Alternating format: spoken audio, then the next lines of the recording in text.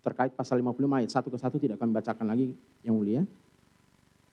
Kemudian ke poin 18, bahwa kami juga tidak akan menanggapi replik jaksa penuntut umum terkait perbuatan terdakwa Cuk Putranto murni hanya menjalankan perintah dari atasannya langsung, yaitu saksi Ferdi Sambo dengan beretikat baik, sehingga terdakwa Cuk Putranto tidak mempunyai kehendak bebas sebagaimana telah kami uraikan di atas.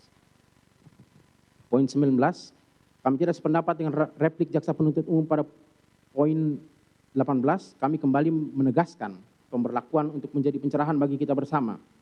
Kami tidak akan membacakan unsur pasal 51 ayat 1, pasal 51 ayat 2, hanya penekanan bahwa berdasarkan ketentuan pasal 51 ayat 1 dan 2 KUHP dikaitkan dengan putusan-putusan yang kami sampaikan dalam nota pembelaan kami. Hendaknya dapat memberikan kejelasan dalam penerapan pasal-pasal dimaksud dalam kaitannya dengan terdakwa yang dengan demikian jelas dilakukan atas dasar menjalankan perintah dari atasan langsung terdakwa, in kasus saksi Ferdi Sambo, dengan itikat baik tanpa adanya pengetahuan sebelumnya terkait fakta sebenarnya dan dilaksanakan terdakwa tanpa kehendak bebas. Hal ini juga sejalan dengan Melek Water Arrest yang diputuskan oleh Hogerat pada tahun 1916, 107 tahun yang lalu, yang mana kedudukan terdakwa adalah sama dengan kedudukan si pengantar susu yang sama-sama mengalami sesat fakta, error in faksi, dengan atau tanpa kemungkinan baginya in kasu terdakwa untuk dapat mengetahui. 20, tidak sependapat dengan replik jaksa penuntut umum pada 19 halaman 23 yang sama sekali tidak berdasarkan fakta sebagai berikut. A. Bahwa jaksa penuntut umum menyatakan dalam repliknya pada halaman 23 bahwa perkara ini ada irisan dengan perkara 340 KUHP dengan terdakwa saksi Ferdi Sambo dan kawan-kawan dan barang bukti 2 unit DVR CCTV merek Gilan Security model GFDS 87508M serial number 97704277132 disita dalam perkara 340 KUHP. Bahwa yang menjadi pertanyaan kami, jika memang jaksa penuntut umum mendalilkan adanya 2 unit DVR CCTV merek Gilan yang disita, quote non, lalu mengapa jaksa penuntut umum dalam repliknya hanya menyebutkan 1 serial number? B.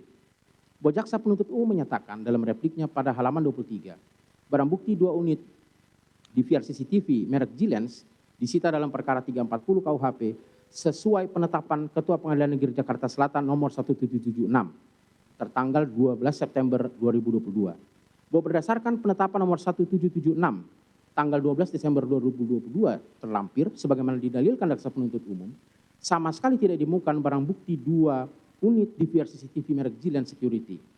Kami sangat menyesalkan bahwa terdakwa dihadirkan dalam persidangan ini sesuai dakwaan jaksa penuntut umum dengan didasarkan pada barang bukti yang tidak jelas dan tidak pernah dilakukan penyitaan.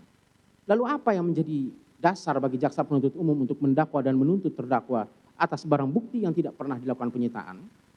Bahwa kami hendak mengingatkan kepada jaksa penuntut umum terkait definisi penyitaan sesuai Peraturan Kejaksaan Republik Indonesia nomor 7 tahun 2020 tentang perubahan kedua atas Peraturan Jaksa Agung nomor per 027 tentang pedoman pemulihan aset yang menyatakan penyitaan adalah serangkaian tindakan penyidik atau penuntut umum atau pengacara negara untuk mengambil alih dan atau menyimpan aset terkait kejahatan atau tindak pidana atau aset lainnya di bawah penguasaannya, baik untuk penyidikan, penuntutan, dan peradilan maupun untuk kepentingan pemulihan aset sesuai dengan ketentuan perundang-undangan. Bahwa kami sangat menyayangkan jaksa penuntut umum yang luput untuk melaksanakan peraturan internalnya sendiri, lalu mendakwa dan menuntut terdakwa dengan barang bukti yang tidak pernah dilakukan penyitaan. Dan oleh karenanya telah menyimpang dari aturan internal jaksa penuntut umum yang sejatinya memiliki tujuan mulia untuk adanya kepastian hukum sebagaimana dimaksud dalam konsiderans Peraturan Kejaksaan Republik Indonesia nomor 7 tahun 2020 yang menyatakan bahwa agar seluruh tahapan pemulihan aset yang terdiri dari kegiatan penelusuran, pengamanan, pemeliharaan, perampasan, dan pengembalian aset dapat berjalan secara tertib, efektif, efisien, transparan, dan akuntabel, serta terintegrasi dalam suatu sistem pemulihan aset nasional terpadu, diperlukan pedoman sebagai acuan secara menyeluruh dari setiap tahapan pemulihan aset tersebut. Bahwa dengan demikian jelas dalam kaitan penyitaan barang bukti akuo, jaksa penuntut umum tidak melaksanakan penyitaan secara tertib, efektif, efisien, transparan, dan akuntabel yang pada gilirannya sangat merugikan terdakwa. Bahwa seharusnya jaksa penuntut umum melaksanakan tugasnya dengan baik dalam konteks penyitaan barang bukti sebagaimana diatur dalam Peraturan Kejaksaan Republik Indonesia nomor 7 tahun 2020 tersebut, guna terjaminnya hak-hak terdakwa dan profesionalisme dari jaksa penuntut umum sendiri dalam persidangan yang mulia ini. C. Bahwa lebih lanjut jaksa penuntut umum dalam repliknya halaman 23 menyatakan bahwa perkara ini ada irisan dengan perkara 340 KUHP.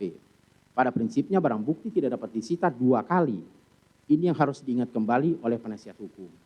Bahwa dengan segala hormat, kami hendak menyampaikan kepada jaksa penuntut umum dalam bingkai saling mengingatkan sebagai sesama aparatur penegak hukum agar jaksa penuntut umum dapat membaca berkas perkara dengan lebih teliti lagi, karena faktanya berdasarkan penelusuran kami terhadap berkas perkara yang didakwakan kepada terdakwa maupun perkara irisan yang dimaksud jaksa penuntut umum in kasu 340 KUHP, kedua-duanya sama didasarkan pada penetapan nomor 1776 tanggal 12 September 2022, yang mana sebagaimana kami telah sampaikan berulang-ulang bahwa barang bukti DVR CCTV merek Gilens tidak pernah dilakukan penyitaan. Bahwa lagi pula penetapan nomor 1776 tanggal 12 September 2022 sudah sejak awal menjadi bagian dari berkas perkara atas terdakwa. Dan sudah sejak awal juga kami selaku penasihat hukum meneliti dan tidak menemukan barang bukti DVR CCTV merek Gilens. Oleh karena kami sangat menyesalkan bahwa jaksa penuntut umum tetap saja mendalilkan barang bukti yang tidak pernah dilakukan penyitaan sebagai barang bukti yang sah dalam persidangan akuo.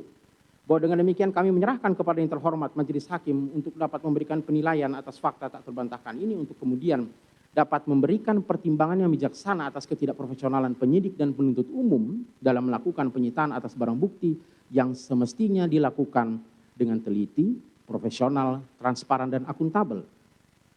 Oleh sebab itu konsekuensinya terhadap DVR merek Gilens tidak dapat digunakan atau batal demi hukum dan dijadikan landasan oleh yang mulia majelis hakim untuk dipergunakan sebagai alat bukti petunjuk dan untuk memperkuat keyakinan yang mulia majelis hakim untuk memeriksa dan mengadili pasal